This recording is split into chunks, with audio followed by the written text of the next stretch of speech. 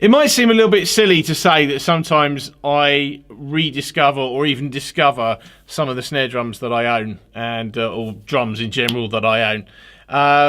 But the last 20 minutes has been one of those experiences. And it's been one of those experiences really because I have only ever tensioned this particular drum in a certain way, or to a certain level, and then never looked at that again to see what the snare drum can or can't do in terms of sort of diversity from that position. Now, I bought this snare drum probably about 10 years ago or so, and I have always tensioned it sort of medium high to high, because for me, I kind of always use this as my Steve Jordan type drum. It's a 13x6, as you'll have seen. It's a 16 ply birch shell, so fundamentally there should be a reasonable level of high sort of pitch in there to be able to get a bit of a loud crack out of it. But in the last 20 minutes of doing the sound file now, I've really actually found that this snare drum will do a whole lot more than that, which shouldn't be a surprise, really, but admittedly it actually has been. I've done 4 different tensionings, low, sort of medium, high, and then high. And I think the high probably could have gone actually higher still, but I wasn't going to crank the hell out of it. But as I said, I've only ever had this drum at a medium to sort of high tension, and therefore I've never really checked out what it'll do below that. But it's been an experience in the last few minutes to actually check out what this drum will do.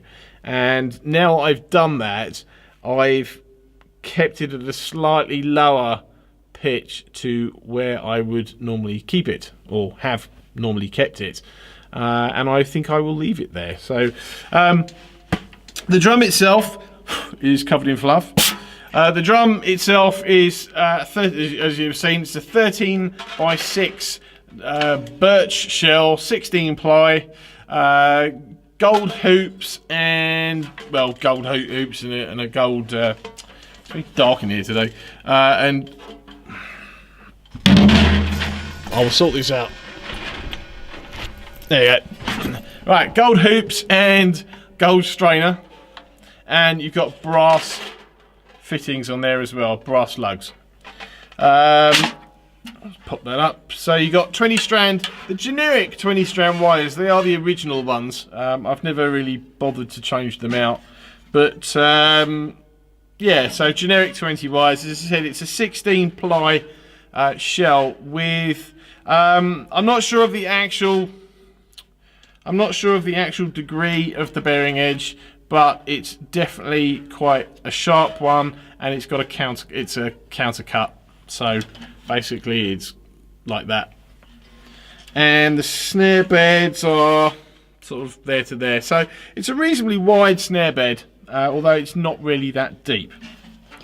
Drum itself, the shell itself, finished in a sort of a natural, just natural oil or something. I've just noticed a couple of little marks on there, but yeah, there you go.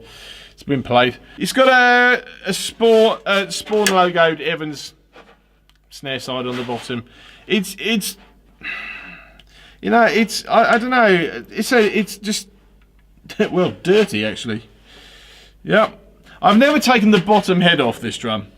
And it's only now looking at it as I'm doing this that I see bits of dust in there, which obviously didn't come out when I changed the head last night. And there's a coated Evans G1 on the top, which I'm pretty sure probably the original head was as well, although that was also a Spaun logoed head. So, but all in all, as I said, I've always kept this drum as being a sort of Steve Jordan-esque type sort of sound. That's kind of what it's always done for me. It's kind of always what I've wanted from it, and it's always done really well actually at that. But having said all that, as I said, I've kind of,